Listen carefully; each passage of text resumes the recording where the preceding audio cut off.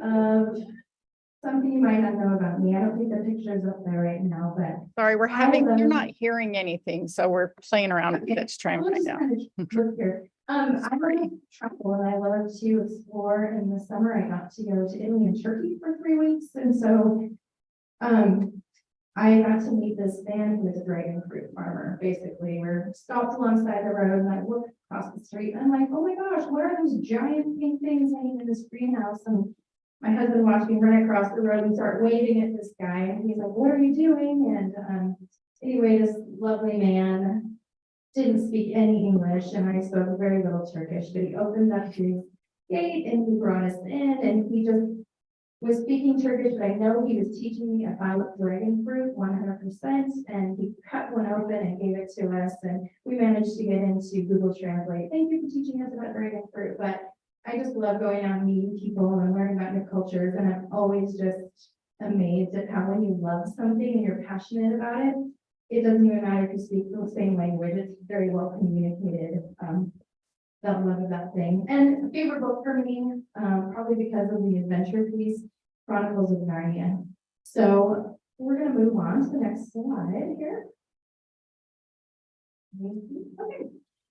So what we're doing, basically what Mike asked us to do, is we did this for a group of teachers and we were trying to model engaging strategies that we would ask teachers to use to make sure that all kids were involved in their learning.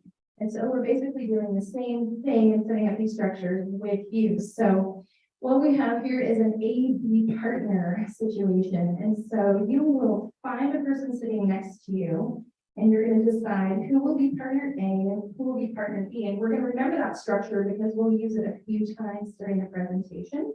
So, I don't know, everyone's participating. You're right. All means all. Everyone's participating. So let's go ahead and find an AB partner. You can stand up and find that person. You can remain seated, but it looks like we might need to stand. And as soon as you found the person, decide who will be partner A, who will be partner B. And the question that you're going to answer is, what is your favorite movie or TV show? So go ahead. When the music stops, then you can go back to your seat or stop your conversation.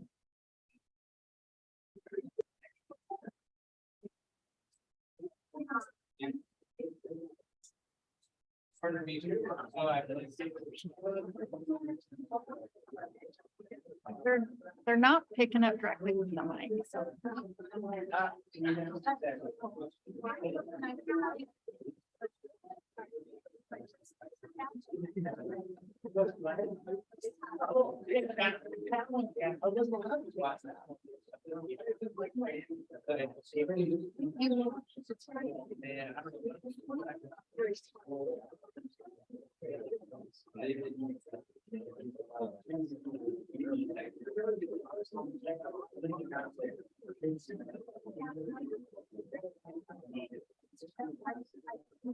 Let's wrap up our conversation. Thank you, partner, for sharing that info with you. And just like with a class, we would start with like a pretty low stakes question. We're not going to get right into a hard, like, what is the solution to this algebra problem? We're going to kind of warm kids up and let them get to know each other. So you have your AD partner now. We're going to do one more set of collaborative structures here, and that's a crosstown buddy. So this time you're going to stand and find a person that's not sitting next to you. And you're going to answer this question: why did you choose to serve as a school board member or as a district leader? We shared why we decided to become teachers. So we thought, why did you decide to take on these roles with so much responsibility? So go ahead and stand up, find someone not sitting next to you. That's going to be your crosstown buddy. When the music stops, head back to your seat.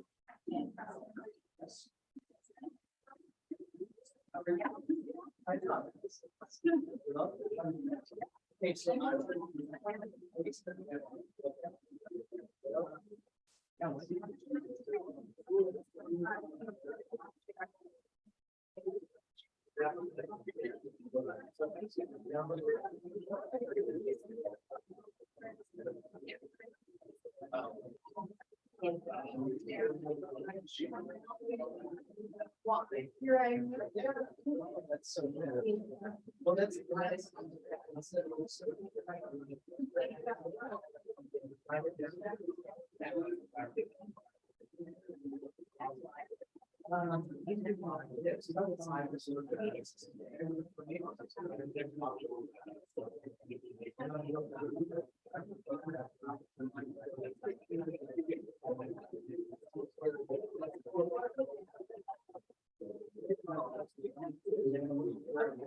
Yeah. Start wrapping up the conversations.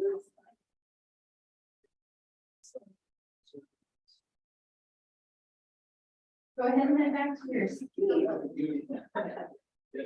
Thank you for sharing that. Yeah, okay, so I'm gonna move on here. We are going to take a minute to, just like we would in a classroom, we would set up a learning target and a success criteria. And we would definitely not want the teacher just boring the students by reading it to them. So we're gonna have a way that we're all engaged in this, and that's called a close read. So I'm gonna be reading along, but when I get to the words in yellow, I'm gonna stop and you guys are gonna read out those words, and that way we're all participating in this activity. So here we go. Our learning target is to understand how access to grade level learning is through rigorous teaching strategies. And our success criteria is we will know we are successful when we can make a strong between the ideas of equity and rigor. And we can connect the three of lesson design that support equity to WSD's plan. So thank you for, I messed up, I didn't keep going. That's what we need to do, right? Let's figure out here. Oh, this is you, right? So we kind of broke up this section into two parts. The first part is about building shared knowledge. And so when you're talking about complex topics of equity, engagement, rigor, it's important to calibrate and collaborate around the, so that when we're having conversations or moving things forward, we all understand where each other is. So in order to build shared knowledge, we're going to use a strategy that we would call a power strategy. This is something that has a high effect size and yields positive results for students. So this is called think, write, pair, share. So in your folder, you should find a white note card. You can get that out. I don't have one. So with your partner A and partner B that you were just working with, you're going to write a word. Partner A, your partner A, please write the word engagement. And if your partner B, please write the word rigor.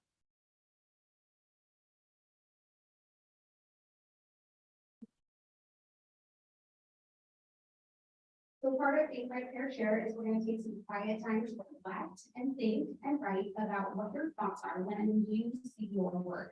With your partner A, you're going to write everything that comes to mind in about a minute when you speak the word engagement.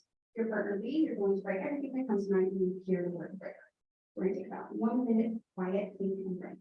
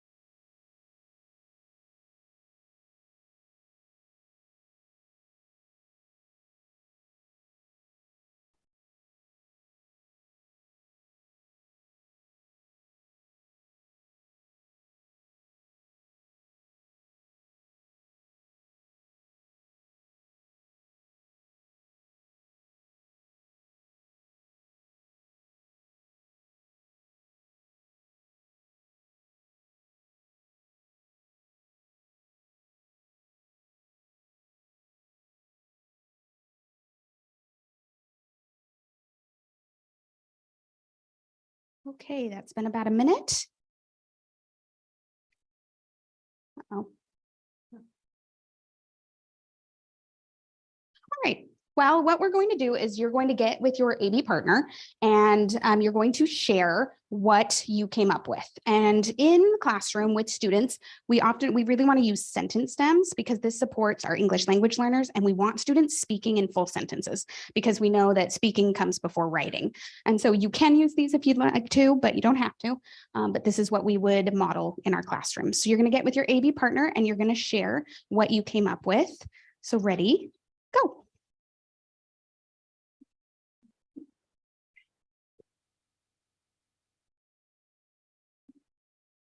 Yeah. Yep. Yep. Curiosity. Talking. Sharing. That's right. That's good. That's good. Well, I had rigor, and rigor made me think. And so I started chatting with challenging all students. Rigor.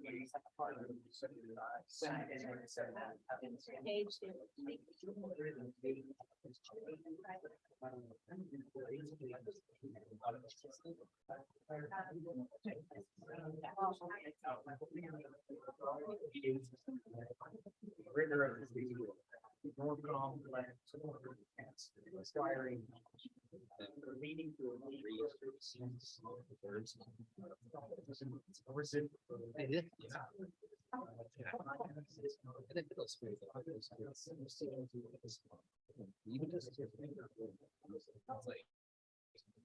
All right, please stay where you're at, but I'll call your attention back up front for a minute. Here are some other definitions of engagement and rigor that we have come across in the Wenatchee School District or other areas of education. So partner A, would you please read the definition of engagement? And partner B, would you please read the definition of rigor to your partner? Ready, go.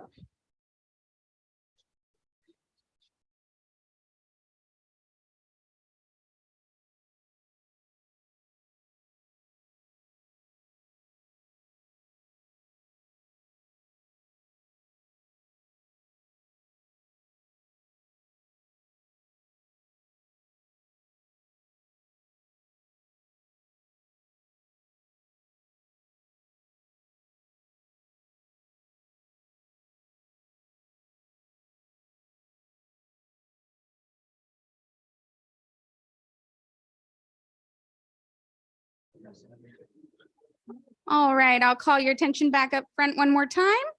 Is there anything that you want to add to your definition? You can go ahead and write it down. If not, thank your partner and return to your seat.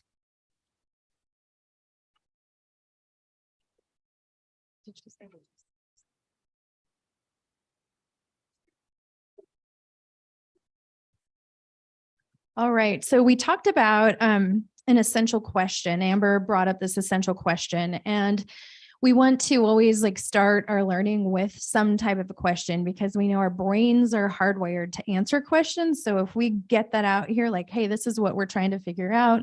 This is what we're going to know by the end of this lesson. It guides our thinking and learning. So our essential question is, how is equity impacted by engagement and rigor? And we are going to do some thinking about this in the sense that of how much this topic just connects to our strategic plan. So we know that our promise statement says that we promise to build a foundation of diversity, equity, and inclusion from which each student emerges future ready. And in Wenatchee, we have defined equity as creating systems, structures, and practices to meet the individual needs of our students and staff. So relevant to what we're focusing on and working towards in our goals right now. So we wanted to definitely be making that connection, and we'll be asking you to make connections to what we're talking about to the strategic plan in just a minute.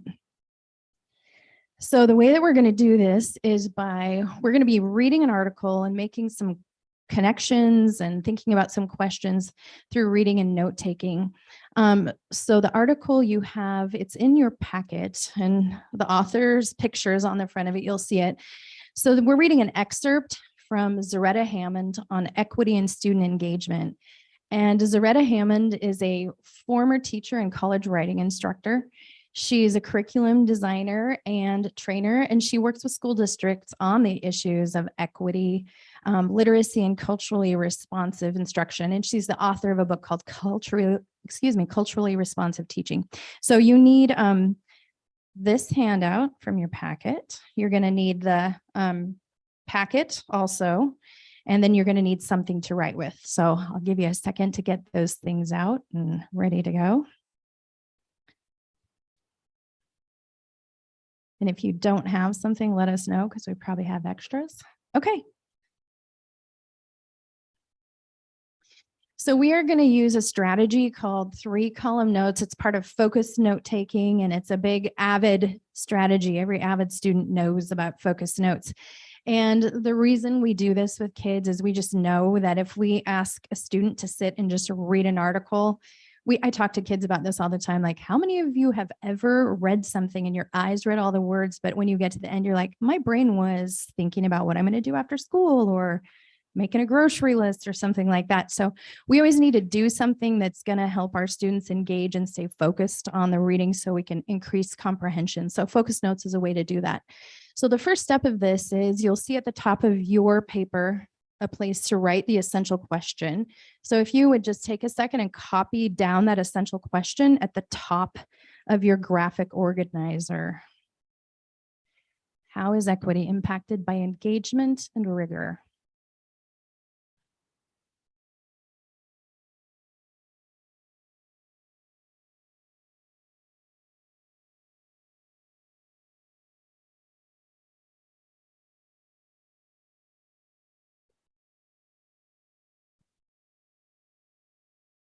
Okay, so we are going to begin by reading paragraphs 1 through 3, and we're going to be taking some notes to keep our brains focused and help us really understand what we're reading. So,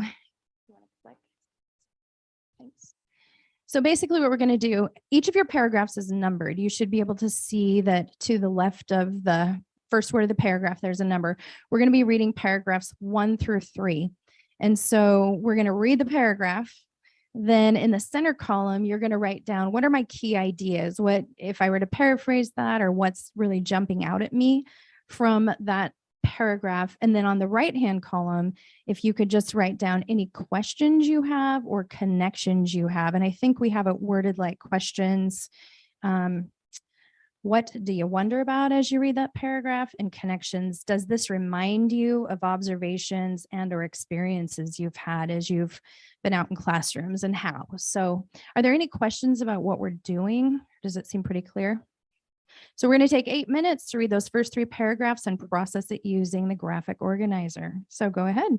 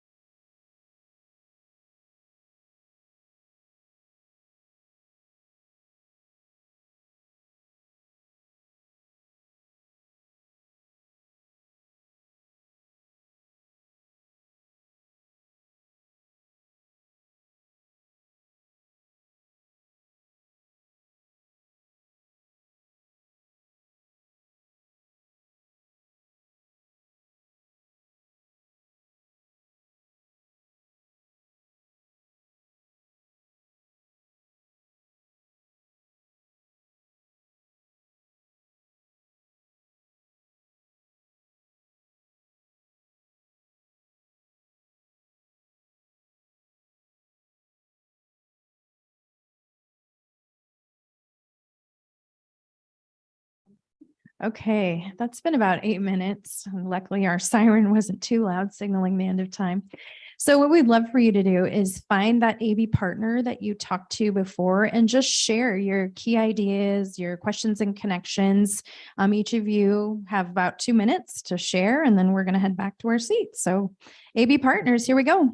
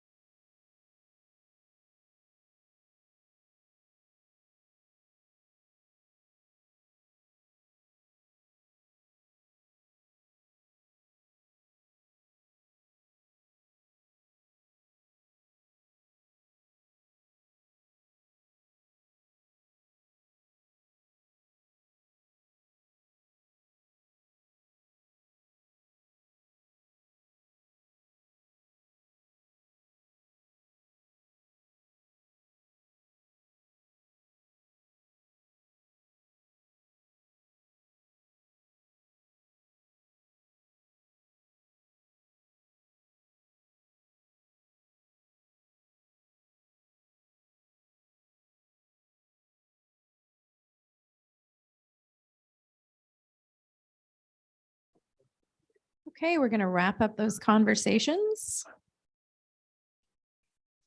and head back to your seats.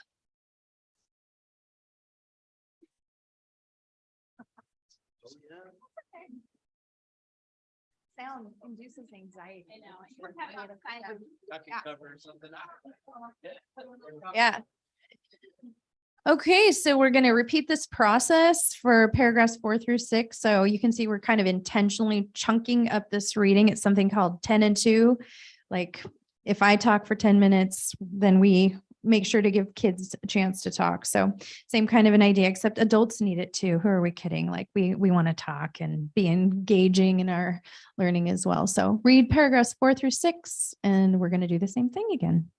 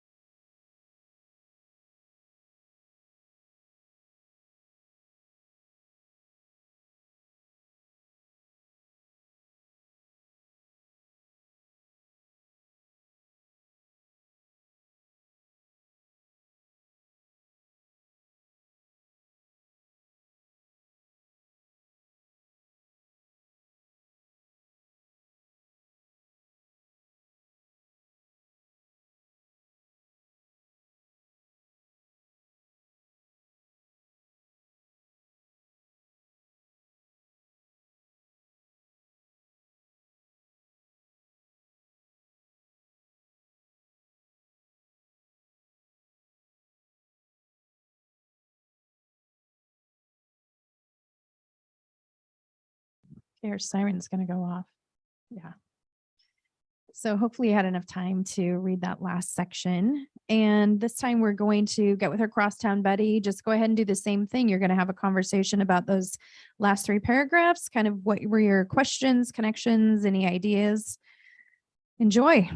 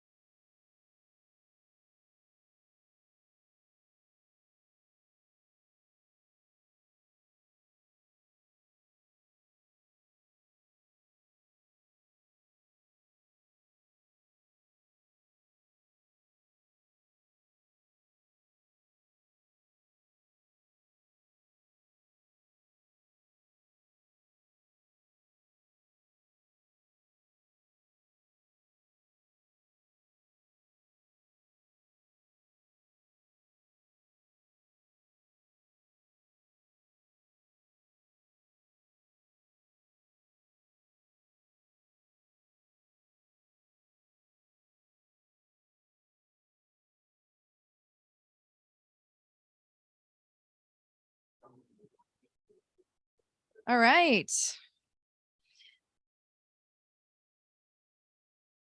They're still talking. I don't know how long. Go ahead and wrap up your conversation with your crosstown buddy. Sounds like there was lots to think about.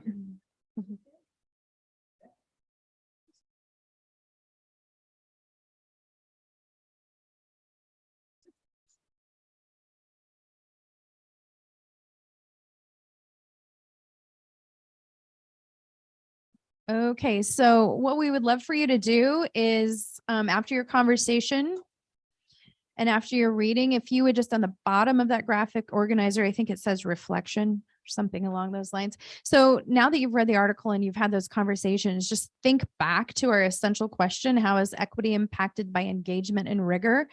And just 2, 3, 4 sentences, just kind of reflect on this based on what you read or your conversation. We're going to do a quick reflection, and then we think we're going to just whip around and have everyone kind of share out some thoughts that you had. So take a couple of minutes to go ahead and reflect on what you read and discussed.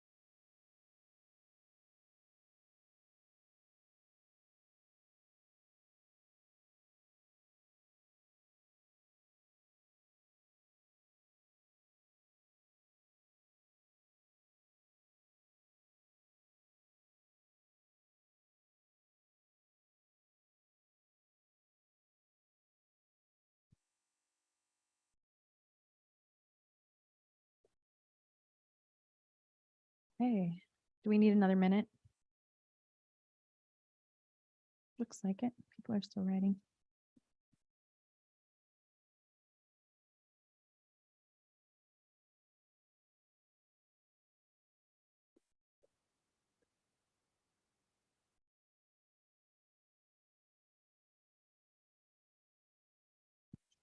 Okay, so I think we're going to just, you guys can, I'm not going to say you first and you second and you third. So, but we're thinking just about like 30 seconds a person, because I know there's a lot there and we could get into a long discussion, and we have some time at the end for a discussion also. So maybe we can just quick 30 seconds. What's something that you either a question you had, a connection you had, just something that you wrote down. So would anybody like to start?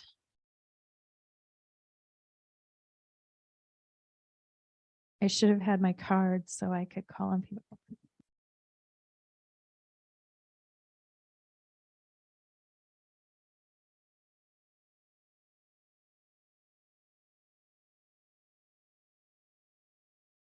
You retrain a teacher who doesn't have that skill or is very set on the over scaffolding, like these are the things I need to teach and this is and I've got to tell it to them and they've got to regurgitate it. The intellectually curious environments, you know, I mean, and it's overwhelming to me to even try to think about that as, you know, how a teacher would do that, particularly if they're, you know, old school traditional teaching. It's but you can see how that is what would help students learn, you know, if they want to, if they're curious. Thank you. Anybody else? I love the phrase. Well, actually, in talking with Jeremy, my partner, I have to admit here, he helped me really kind of summarize the idea that an outcome of equity is that students are equipped and able to manage cognitively complex loads. Now, I thought that was, thanks, partner. Anybody else? Martin? Want the mic? Yeah, I suppose it better so somebody can listen. Okay. One thing that struck me was how some of the concepts go right across the 6 questions, and they're relevant and they interlink. So putting things together, the first thing is that you need to trust, the student needs to learn to trust their own evaluation. So they basically not only can give feedback, but feedback to himself or herself. And the other one is I thought about the word community, which seemed a little bit, what's a learning community and equity community? It's when you can do two-way critique and it's meaningful both ways. And as an aside, I said, I watched jazz musicians doing that between their instruments, telling each other how to do it recently.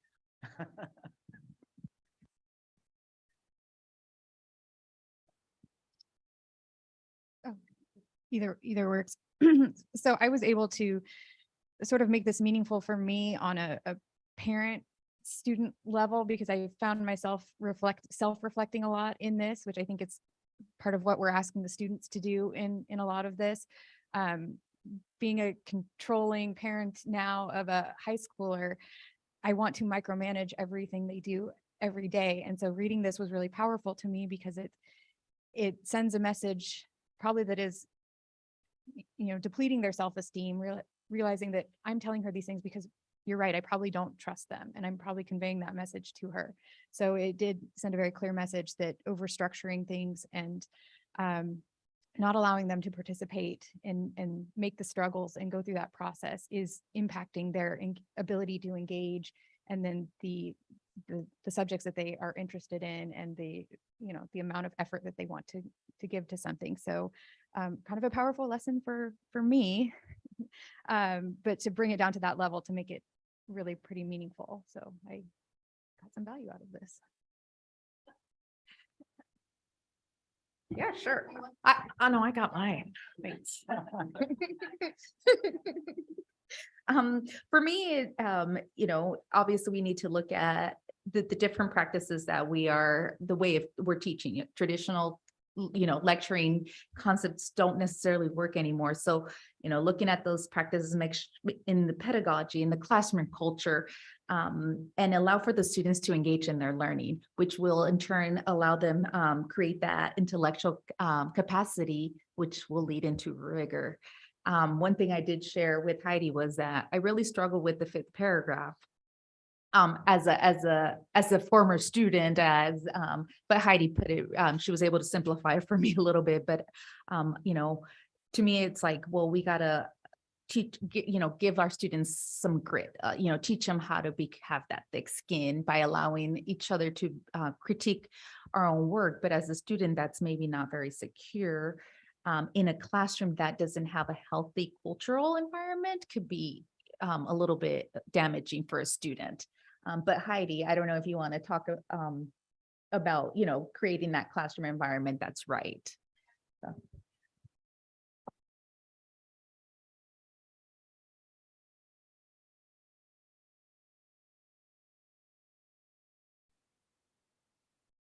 Yeah, the things that we're experiencing today where we have the time to process and talk with a partner in a small group, anything that we're doing today is setting our students up for that culture that we want to have in our classroom. So without that safe culture and making it okay for students to be able to talk with each other and to share ideas and to say, oh, my strategy is like your strategy, but I'm wondering about. So it's how we present and set up that classroom and make it okay for our kids to do that.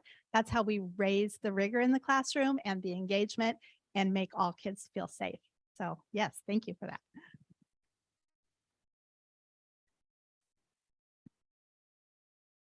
They're saying, no, thank you. No, Mike. Do you?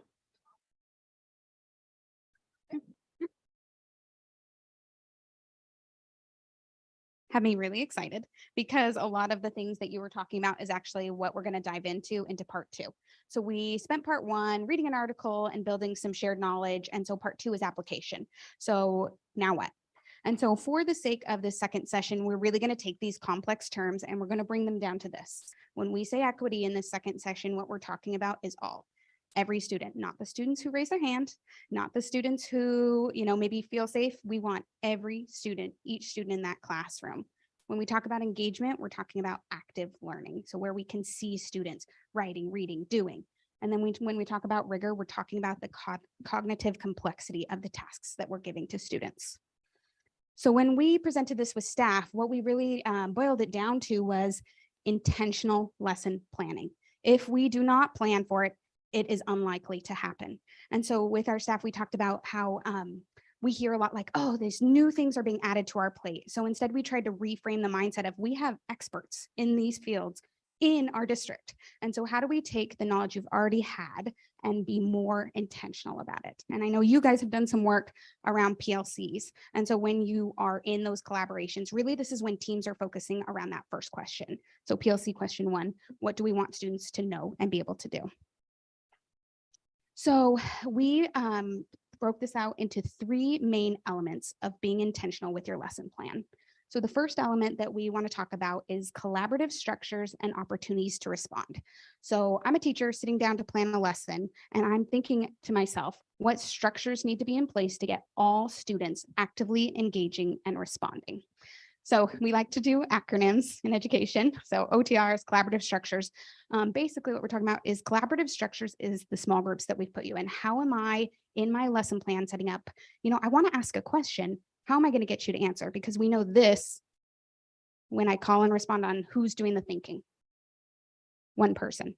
So I can only see the person who raised their hands. But when we set you up in AB partners or crosstown buddies, we've now opened up the opportunity for all students to be actively engaged. And the other one, OTR, or opportunities to respond, is thinking about what point in my lesson am I going to stop and then turn over the thinking to you. And so if we don't intentionally plan those things, they're unlikely to happen. So why does OTRs and collaborative structures matter? We're going to do something called choral reading. So we're going to read this all together. So we're going to start here and read at the same time. Are you ready? Okay, go.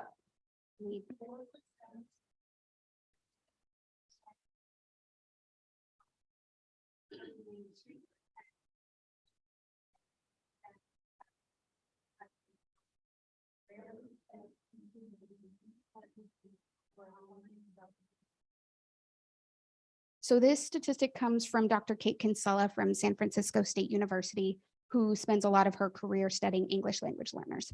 And this is just one example of why it's so important to set up these structures in our classrooms. And then as we read in Zaretta Hammond's article, this was one of the lines that really stood out for me. Sometimes when we think of engagement, we think of fun, like, oh, look at all the students are engaged. But how do we move past just having fun, which fun is awesome, and it should be fun, learning is fun too, but to where it's not just one activity, it's every day, every way. So I could have stood up there and read you that, but then I'm the one doing the work. And that's what we see in classrooms that we continually try to shift with our teachers is I can be at the front stage on the stage, but I'm doing the work. I'm doing the thinking. And so how do we turn that over to our students? So with staff, this is where in our session, we stopped and we said, what are you doing in your classroom? And we had them reflect on their practices. And then they got together and they shared, and our hope was that they gleaned some new ideas or maybe rethought about something. So today for your learning, if you could turn to the next page in your packet, there should be a handout that looks similar to this. But the question that we want to ask you is, instead of what this looks like in the classroom necessarily, is how does this connect with the strategic plan?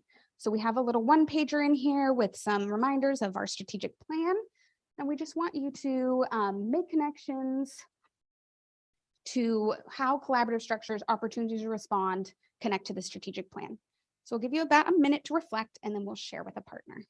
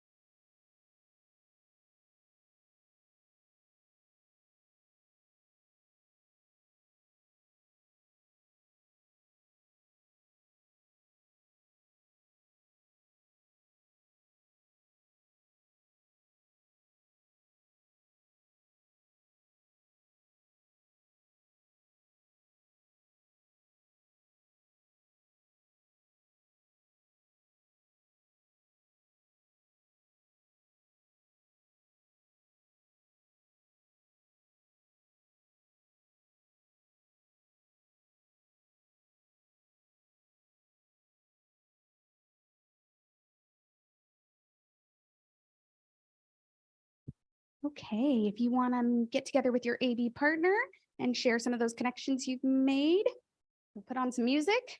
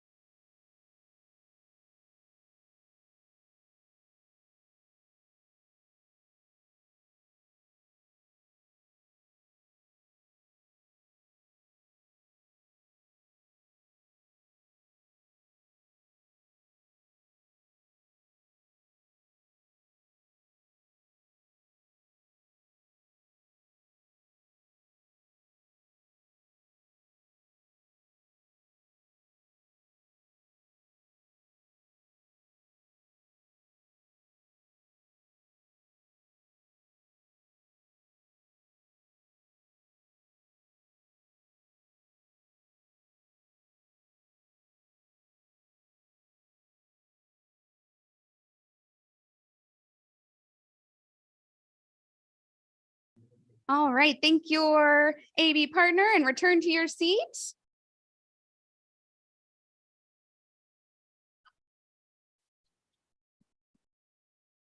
Yeah. Okay. Awesome, thank you for your conversations. So that's the first element that we talked about with staff. And so we felt like that element was pretty foundational. So intentionally planning for those opportunities to respond and for collaborative cultures.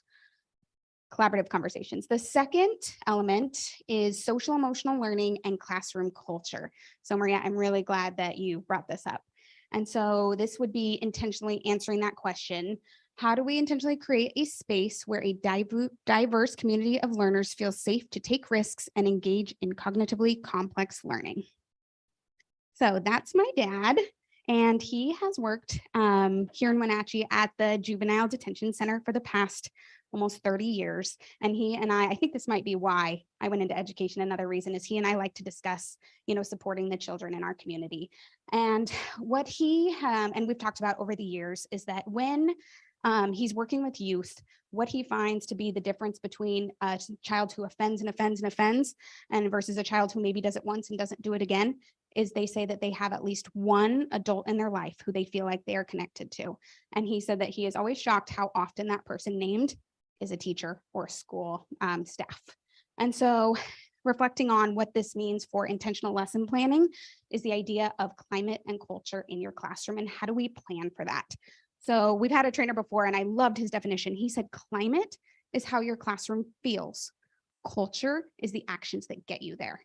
And culture, your culture is indicative of the worst thing that you're willing to accept. So as you're planning for these positive classroom cultures, thinking about how do we create safe environments? Are we going to accept when a student takes a risk on a cognitively complex task?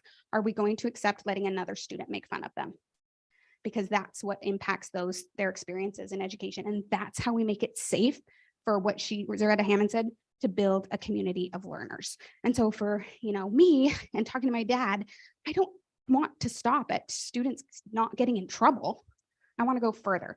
I want them to feel so connected and so safe that they end up having a future of their choosing, high school, college, career, whatever it is, and that they're not pushed into these situations where those things are limited. So we're going to repeat the same process. So go ahead and take a minute to yourself and think about how creating engaging students through SEL and culture relates to the strategic plan. So go ahead and take a minute and then we're going to share with a partner.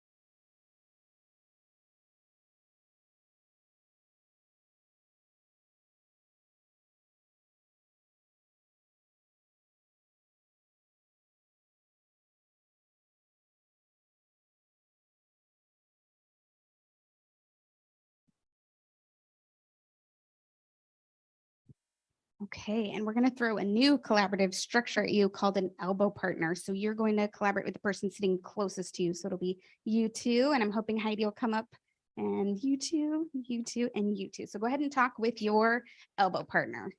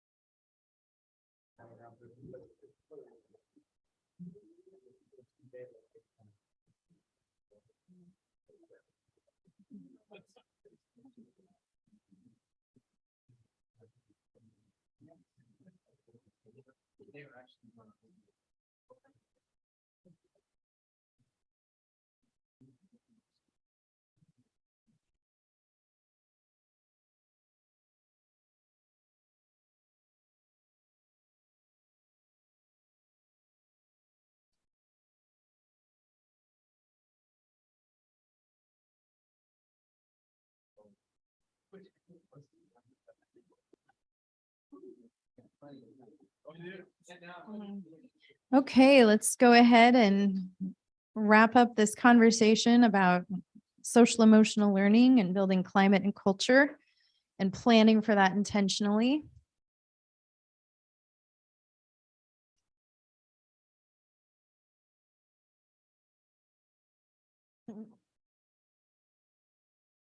Okay, the third element of intentional planning that we want to talk about today is rigor. And when we say rigor, we mean cognitive complexity, carrying a cognitive load that's appropriate for the grade level that a student is at. And so our question is, how do we ensure equity? By providing rigorous lessons for all students.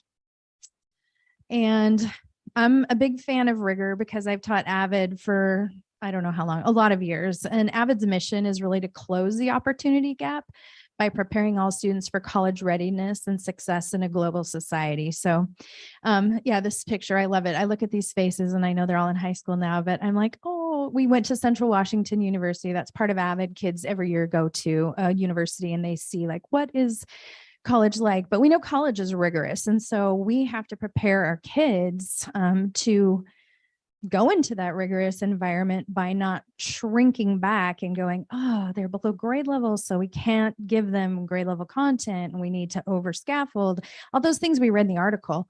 And I love that Zaretta Hammond really connects equity to rigor. She's like, if you are not providing rigor, if you are not providing kids with an opportunity to carry that cognitive load and be in productive struggle, we're not being equitable. And that hits me like, wow, like I think that in situations where maybe we do pull back, we're thinking we're doing the right thing sometimes, but maybe not, according to this article. So kids need deep learning that is rigorous. They have a right to that. And, you know, if we're going to be equitable, we're going to give that to them. So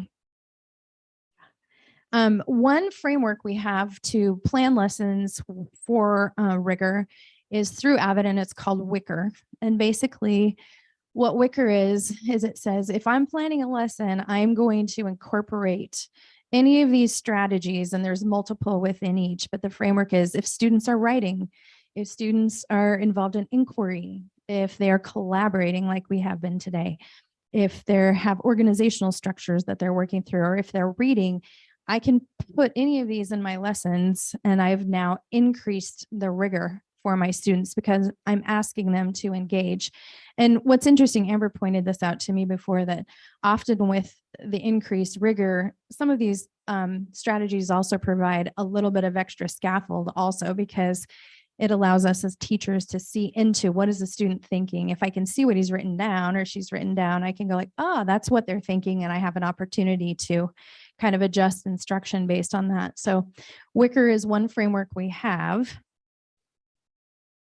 And this is I'm really passionate about this. I know that high expectations, when we have high expectations of our students and expect them to achieve at grade level, those high expectations message that we're confident that they can do that. And I had a situation one time where a boy was in my class and he was a struggling reader.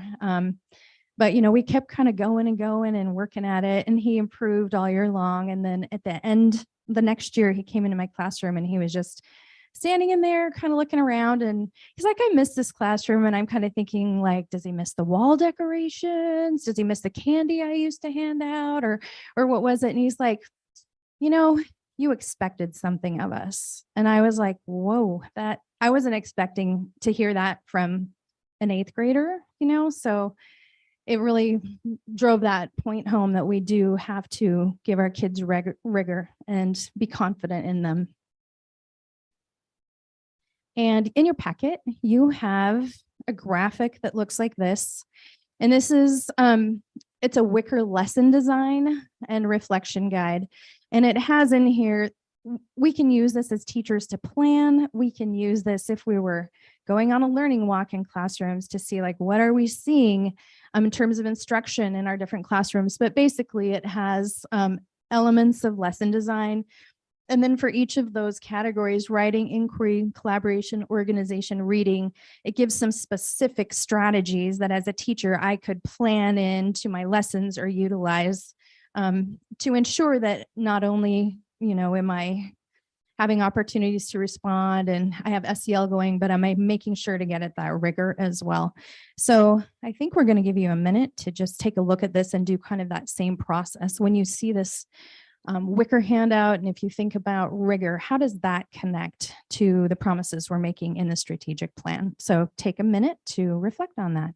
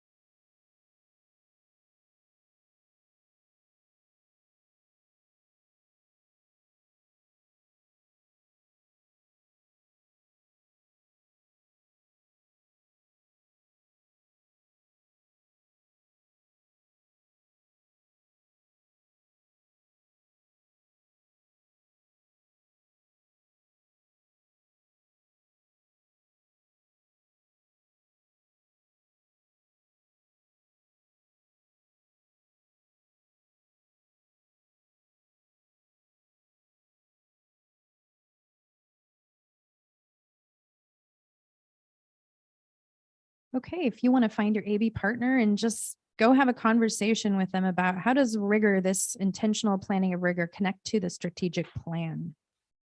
We'll play some music to make it more engaging.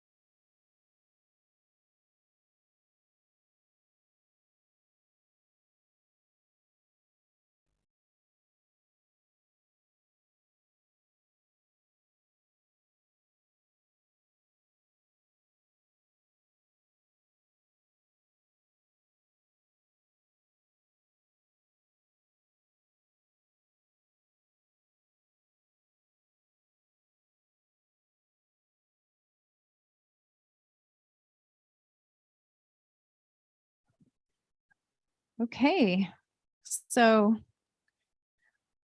I'll give you a second to wrap up your conversation. Thank your partners who have been collaborating with you and engaging with you.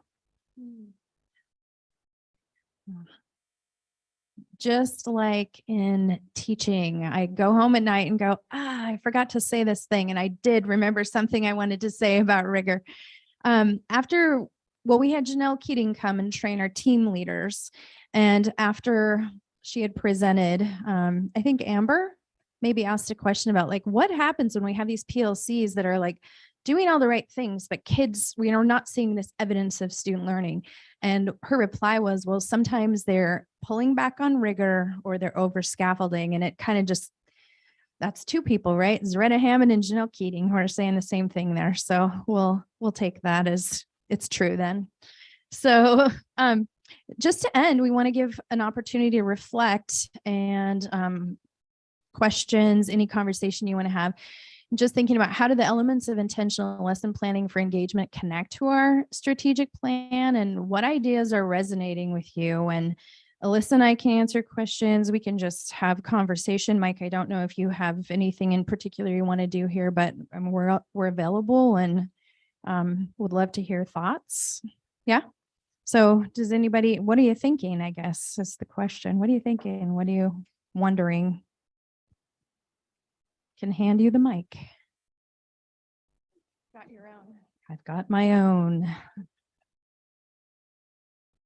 Something that Maria and I were just discussing it.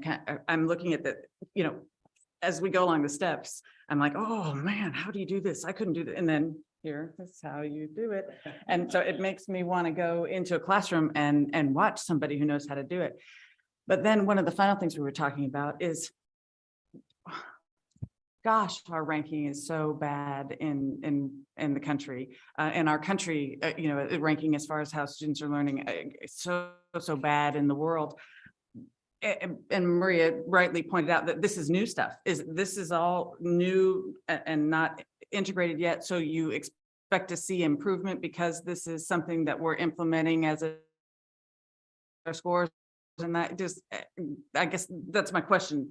Has this, and I know PLCs have been around, but not quite as intensely as they're happening now here. Is this new stuff that we're just not seeing the results of yet? Yes. And I think that, and anybody else can take the mic, but there are a lot of these strategies. Wicker, there's a few other handouts that we have. These are trainings that we've had. The Wicker handout is more AVID based. So AVID teachers for sure have seen it. And remember, Amber shared that we're trying to get AVID school wide and all those strategies. So we are having conversations about that. And I mean, I think that's what this is about, is that we're trying to get these kind of practices into a lot of teachers do this already, I would say. And I don't know if you want to speak, anybody wants to speak to like results. For myself, I know that I have seen it in a classroom with my own data, like using those strategies. And so, yeah, a lot of the stuff isn't necessarily completely brand new. I think the part that we're doing that maybe is a little bit what we're attempting to do is that it's systemic and it's tied to a strategic plan where we're able to see the alignment. Amber and I were meeting with one of our principals last week. And the comment he made was, I can finally see how everything is connected. Everything we've been talking about so far this year and everything that's been put in front of us and the training and the support that we get is all connected through the plan. And that, I think, is the part that maybe is a little bit new. And that would be how you move an entire system as opposed to just singleton teachers having some pockets of excellence. We want the entire system to be demonstrating that. So, Bill, I don't know if you want to add any more, Corey? I would just like to add that I think one of the things that is powerful in our transition of the work, and as we're doing the work that we're talking about in the PLCs, is helping people work outside of isolation. So we're getting people together in their collaborative teams so that if we all have our special skill set. So if I'm someone that's really great with rigor and high expectations already, but my team members are the ones that are bringing in the SEL and building that connection, and then they're helping while I help them step out of their comfort zone, and we can kind of cross-pollinate this work together. I think that's where there's a lot of power in what we're doing. Just taking work together collaboratively. So that's what's new and systemic and in a lot of the ways. So great question. Question. Oh, you got it, you got it. I think this will work. Is this working at the high school levels? Because I can certainly see how this would work at an elementary or middle level when you have most of the same students, most of the same class peers all day. I see this a little bit harder to work at a level where you're changing classes every day and it may not, different kids, different teachers, different subjects. Does it work at that level?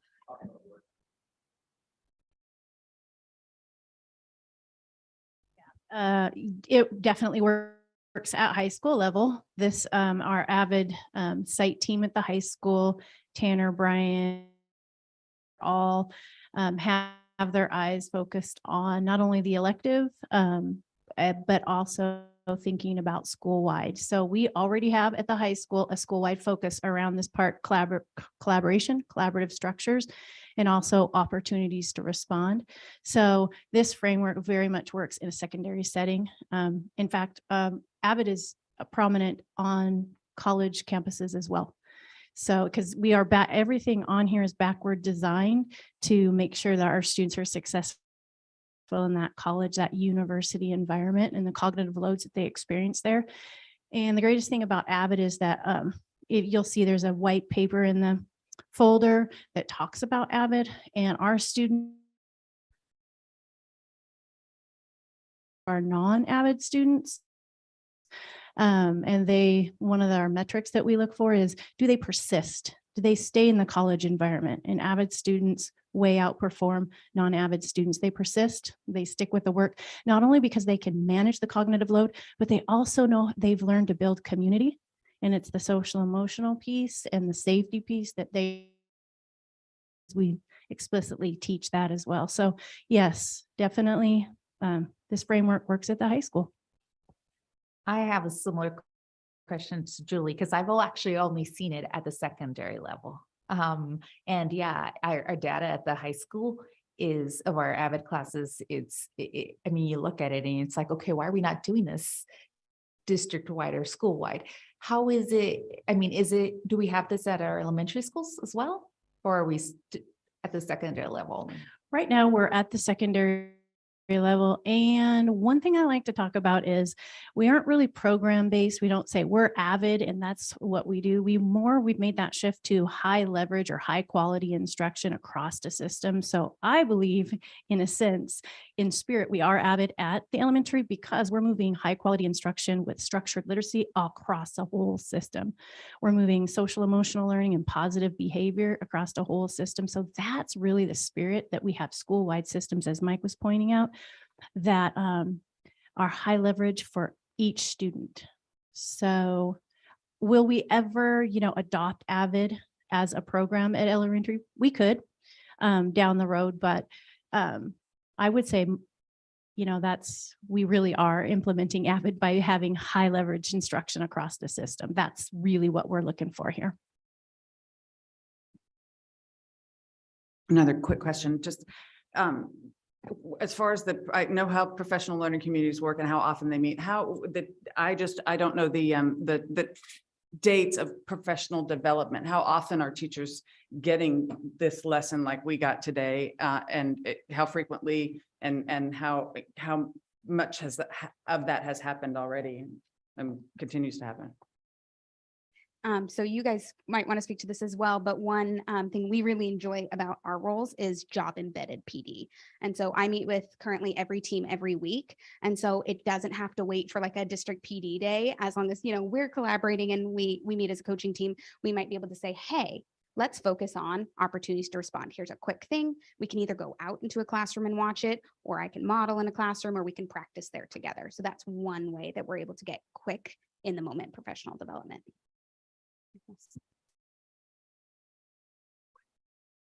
And then we do have PD days that are peppered throughout the school year. Our next full day is on October 14th, and the learning and teaching team has already got that planned out and the different opportunities that we'll have for teachers. In addition to Monday morning collaborations, we do a lot of embedded professional learning during the Mondays as well through our coaches and our PLC leaders as well.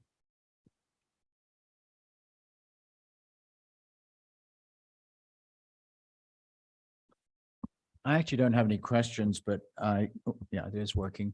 The 2 words or 3 words that I wrote that kind of to me are the summary is to shift from working on access to working on expectations.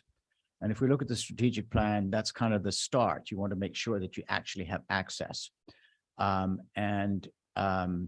think expectations then get you into the harder knowledge, competence-based. And I think that 1-2 sequence is valuable.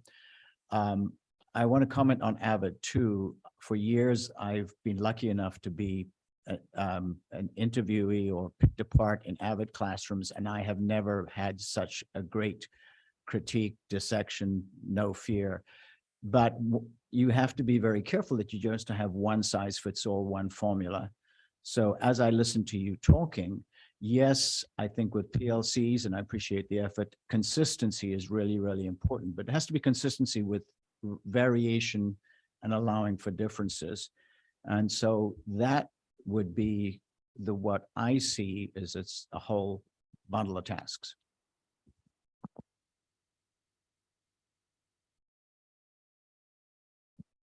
I will wrap it up then. I just want to say thank you to Mike and Corey and the team here, everybody for the work that you did today. And one of the things that was mentioned about this as it was part of our kickoff for the strategic plan.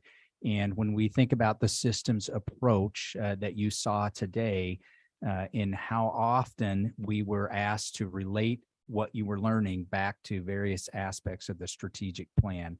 That's how we are creating the alignment with the work to the strategic plan and ensuring that the strategic plan is part of our work as a system across the district. So again, thank you, ladies, for your willingness to come, and Corey and Mike for helping put this together. We were excited to engage you guys in this because it's directly related to the work that we're doing every day. Thank you very much.